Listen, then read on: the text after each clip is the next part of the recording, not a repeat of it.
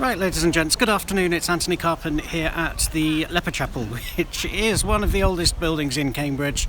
And if I turn around like so, you can just get a sense of how old it is. I'm actually filming this thing on, if I can call it, an underused gimbal. And it's taking time for me to get used to working this thing. But the idea is that it makes the footage a lot more smoother than you would otherwise get with a selfie stick or a mini tripod. Now, what we've got here, just behind me, and I'm going to kind of crouch down to ground level, is we've got a series of boards here, as you can see,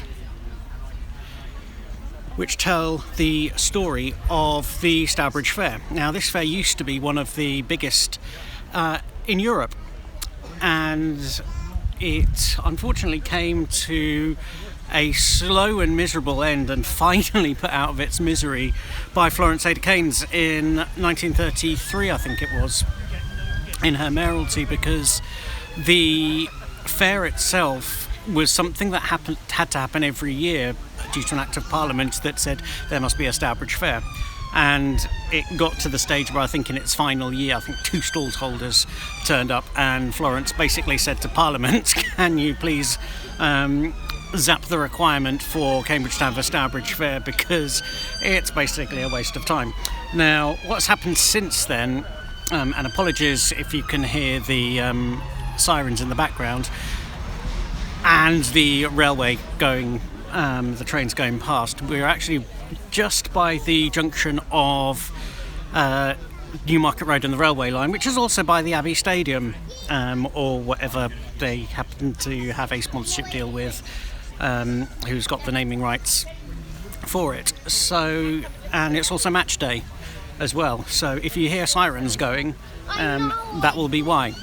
But anyway, as I mentioned earlier, this was the site, or nearby from here, was, like I said, the site of one of the biggest fairs in Europe, and people from all over the continent would come over and sell their wares. And if you look at some of the road names of some of the side streets around here, Garlic Road, Cheddar Lane, that's where they get their names from, because it was the row of all of the cheese sellers and the garlic sellers who would rock up here every year, set up their stalls, and we still have them. So we didn't stick with Cheese Row for some reason. We kept Cheddar Lane, which is where the gasworks, funnily enough, were set up, and is also the site of the Cambridge pumping station, which is now the Museum of Technology, and fine building it is as well,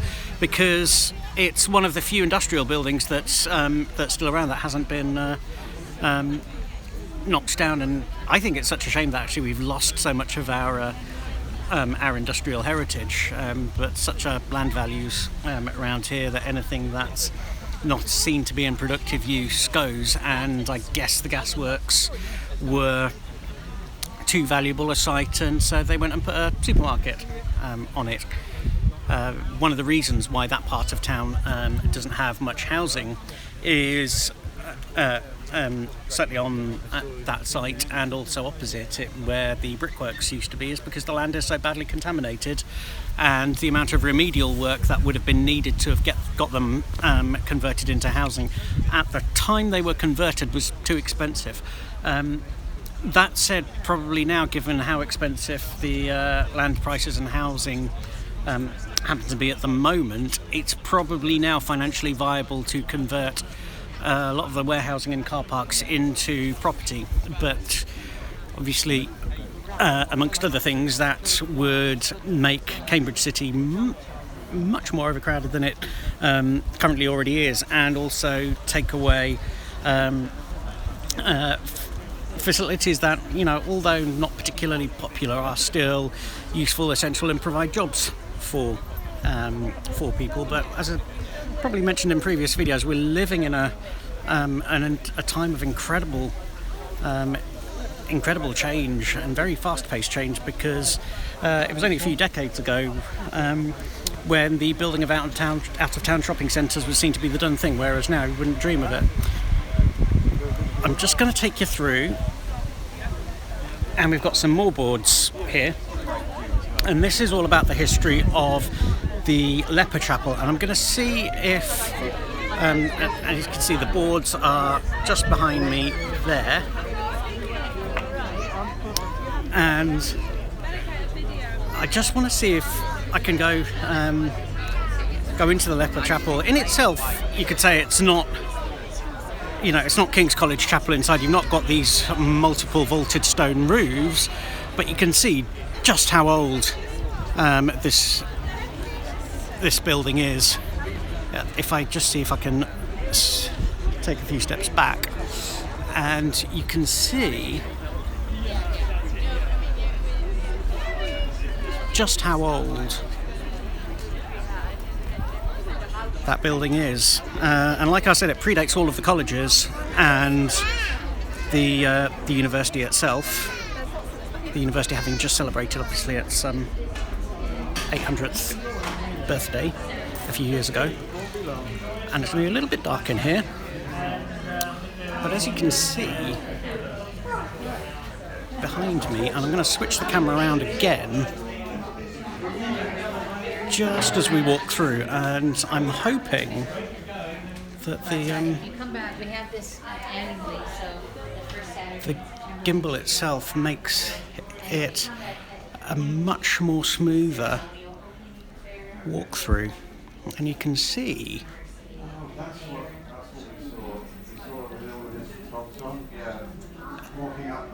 again, albeit it's been whitewashed, and it's very, very cosy in here. But again, for me, this is a local history masterpiece. And like I said, the building, if I recall correctly, as we walk out again, the current one here is over 800 years old, and again, there are structures on here that obviously are no longer here, but the site itself obviously predates that. Now, we've also got a whole host of other activities around here.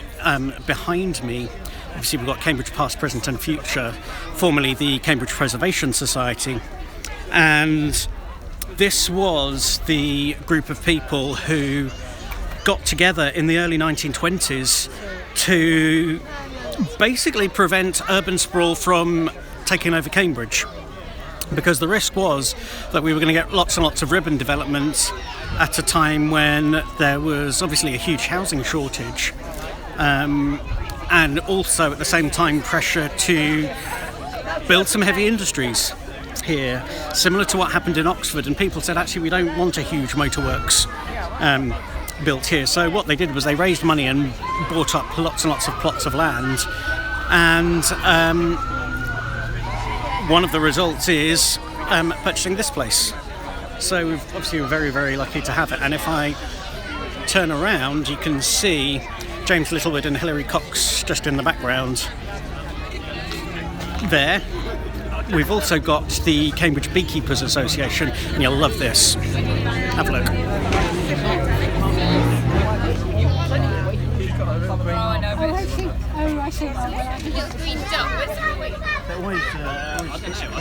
Isn't she usually in like a trap? Bees, and lots of them. And for those of you who are not familiar with Antony, our wing friends, we've obviously we're going through a bit of a bee crisis at the moment because of nasty looking chemicals which have basically been killing them off, basically pesticides. Again, as you can hear, it's just very, very, very noisy with traffic and children crying. We've also got some outreach work being done by a whole host of people, and this one here, and again I'm going to switch around the camera. Come on. Look at that.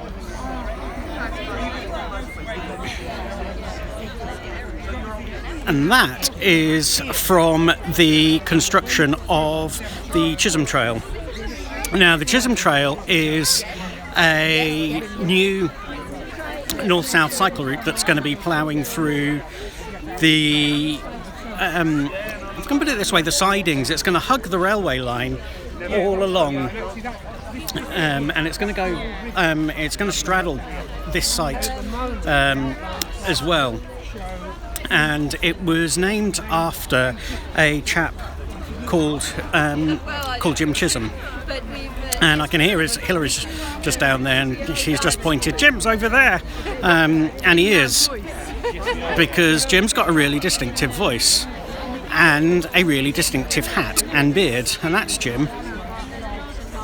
And he was the person who came up with the concept of a cycle route, a north-south cycle route through Cambridge. And that route, basically what it does is it will take a lot of the cycle traffic that currently goes through town away from town, linking, amongst other things, the sixth form colleges.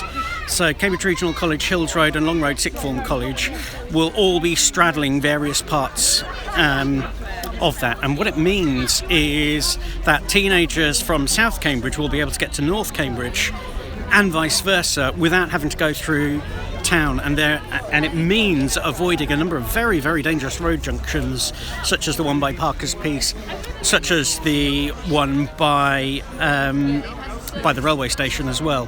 And so hopefully it should mean far fewer near misses and fewer accidents. Anyway, I'm going to end this here because it's over 10 minutes, which is way over my normal limit. So I'll see you in a bit. Doodle it.